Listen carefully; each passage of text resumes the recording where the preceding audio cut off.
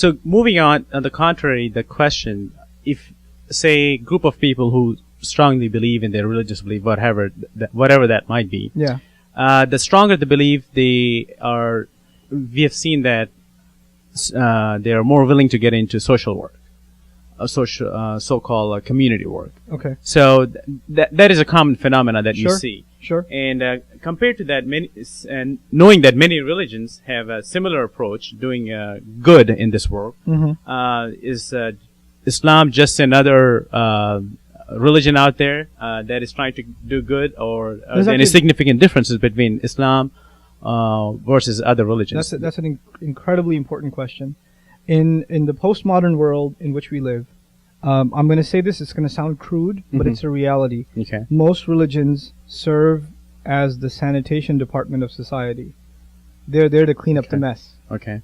Religious services are provided, for example, chaplains in prisons, or they even like these low-income companies that give jobs to like minimum wage employees, and these employees have very difficult, depressed lives. Right. They'll get chaplains for them, right? And they'll get like ministers and things like that to come and counsel them and talk to them. People that are basically they're down and out. Okay. Are turning to religion. Even, for example, something like Alcoholics Anonymous is a religious discussion. Okay. It's a spiritual thing. God is going to help you through, etc., right? So that's what the role of religion has become. Even on Time magazine, by the way, there was a few years ago in the 90s, there was on the cover, there was a Muslim praying. And is Islam good for business, or something like that was on the cover. Okay. And the entire article was about how because these Muslims, they're so religious, it makes them more honest at work, so it makes them better workers. In other words, religion's function is to serve the need, either in a humanitarian fashion or to make you better people that are better citizens in society. Okay. But Islam's view is that that's only a secondary benefit of the religion, but it's not its purpose. Okay.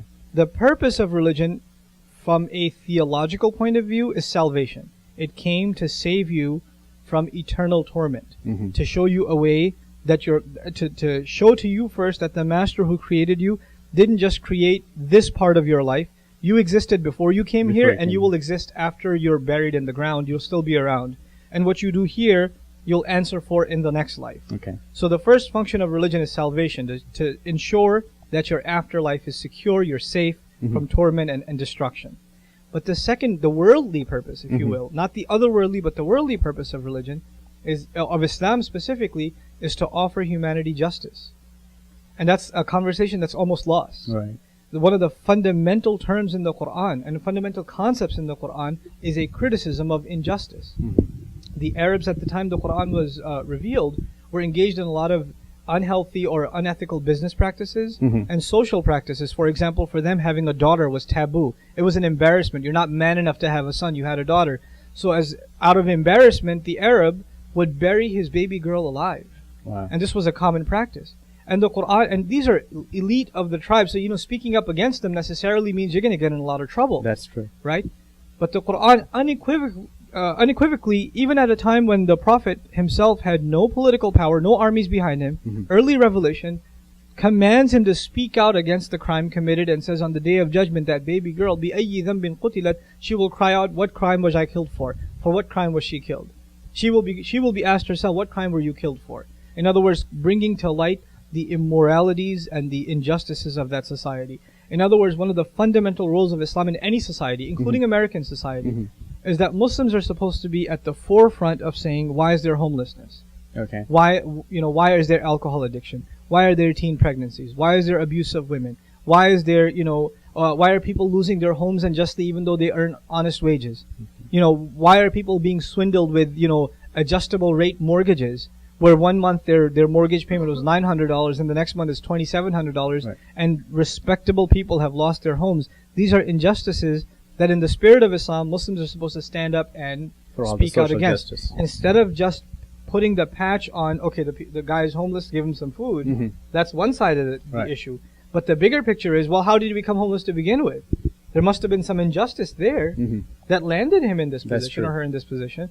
And that's really the root problem. And so Islam came and said, stand up for justice. وَلَوْ عَلَىٰ أَنفُسِكُمْ, the Quran says, even if standing up for justice means you have to stand up against yourself. Even if that case is one against yourself. That's In right. other words, Islam is asking Muslims not just to be a lobbyist for their own rights, their own civil liberties, their own agenda, but rather the agenda of justice that may not even be in their own interest. Okay. So Very it's, good. so it's this larger picture. In that Larger sense, it's picture in much the more. sense. Okay. Yep. The 877-Why Islam hotline presently handles a volume of 8,000 calls per year. The 877-Why Islam website also receives millions of hits. As a result, we are honored, Alhamdulillah, to have on average one shahada per day. Muhammadan Rasul Allah. That means I bear witness that there is no God but Allah and Muhammad is the last messenger of Allah.